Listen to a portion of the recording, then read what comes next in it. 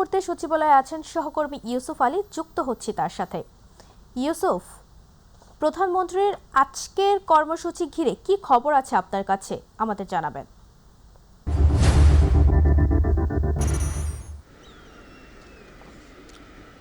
তাবাসসুম, আপনি জানেন যে আজ সকাল ৯:৯টায় প্রধানমন্ত্রী তারেক রহমান সচিবালয়ে প্রবেশ করেছেন।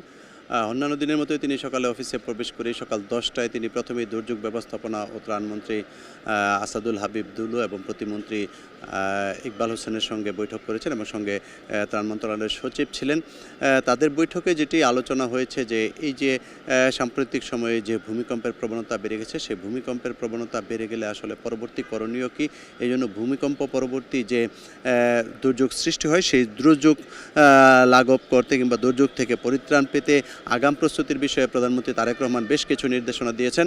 এবং ঢাকা শহর যেহেতু ভূমিকম্প প্রবণ এলাকা এবং এই ঢাকা শহর সবচেয়ে বেশি ঝুঁকির মধ্যে রয়েছে, তাই ঢাকা সিটিতে যাতে ভূমিকম্প হলে কিংবা প্রাকৃতিক কোনো দুর্যোগ হলে যাতে স্বেচ্ছাসেবকরা যাতে তাৎক্ষণিক কাজ করতে পারে, সে কারণে ১ লক্ষ স্বেচ্ছাসেবক তাদেরকে প্রস্তুত রাখার বিষয়ে প্রধানমন্ত্রী নির্দেশনা দিয়েছেন। এবং এরপরে যে বৈঠকটি করেছেন সেটি পররাষ্ট্রমন্ত্রী ডাক্তার খলিলুর রহমান এবং পররাষ্ট্র উপদেষ্টা প্রধানমন্ত্রীর হুমায়ুন কবির এবং পররাষ্ট্র মন্ত্রণালয়ের সচিব, তাদের সঙ্গে তারেক রহমানের বৈঠক অনুষ্ঠিত হয়েছে। তারা তারেক রহমানের সঙ্গে সৌজন্য সাক্ষাৎ করতে এসেছিলেন। সকালে যেমনটি বলছিলাম যে ইরান সহ মধ্যপ্রাচ্যে যে যুদ্ধাবস্থা বিরাজ করছে, সেই যুদ্ধাবস্থার কারণে বাংলাদেশে যাতে কোনো ধরনের সংকট সৃষ্টি না হয় কিংবা যে কোনো পরিস্থিতি যাতে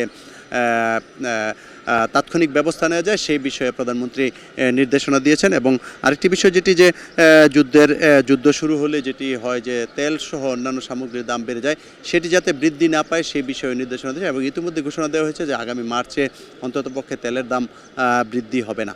এছাড়া আপনি জানেন যে মধ্যপ্রাচ্যের ইরাক সহ অন্যান্য যে দেশগুলো রয়েছে, সেই দেশগুলোতে বিপুল সংখ্যক প্রবাসী রয়েছে যারা কিনা সেখানে বসবাস করে।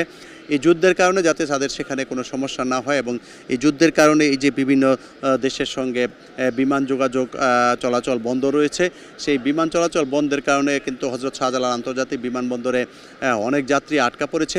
তাদের যাতে যেসব উদ্ভূত পরিস্থিতির সৃষ্টি হচ্ছে সেসব সমস্যা সমাধানের জন্য যাতে সরকার সার্বক্ষণিক পাশে থাকতে পারে, সেজন্য শুধুমাত্র দুর্যোগ মন্ত্রণালয় না, দুর্যোগ মন্ত্রণালয়ের পাশাপাশি পররাষ্ট্র মন্ত্রণালয় এবং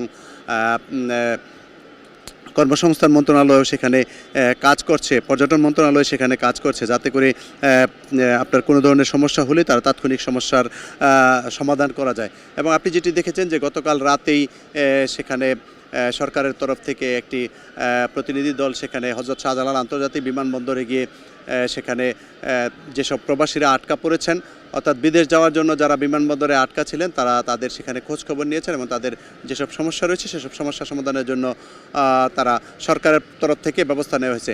এছাড়া ইরাক, ইরান, সৌদি আরব, কাতার, দুবাই সহ মধ্যপ্রাচ্যের যেসব দেশ রয়েছে সেই দেশগুলোতে যেসব প্রবাসীরা রয়েছেন, যুদ্ধের কারণে তারা যাতে কোনো ধরনের সমস্যায় না পড়ে এবং কোনো সমস্যায় পড়লে যাতে তাদেরকে তাৎক্ষণিক সহযোগিতা করা যায় সে বিষয়ে প্রস্তুত থাকার জন্য প্রধানমন্ত্রী নির্দেশ দিয়েছেন।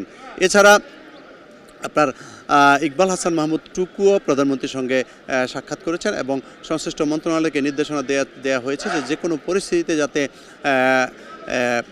পরিস্থিতি স্বাভাবিক রাখা যায় এবং সেগুলো যাতে সমাধান করা যায় সেজন্য তিনি উদ্যোগ নিয়েছেন। তবে সর্বোপরি বিশেষ করে প্রবাসীদের খোঁজখবর নিচ্ছেন প্রধানমন্ত্রী তারেক রহমান এবং তাদের ইরানে যে হামলা হয়েছে, যুদ্ধের যে পরিস্থিতি সৃষ্টি হয়েছে, সেই কারণে যাতে প্রবাসীদের কোনো সমস্যা না হয় এবং তাদের কোনো সমস্যা হলে যাতে তাৎক্ষণিক তাদেরকে সেই সমস্যা থেকে তাদেরকে উদ্ধার করা যায় সেই বিষয়ে প্রধানমন্ত্রী খোঁজখবর নিচ্ছেন এবং প্রয়োজনীয় নির্দেশনা দিচ্ছেন যাতে করে তাদের পাশে সবসময় থাকা যায়।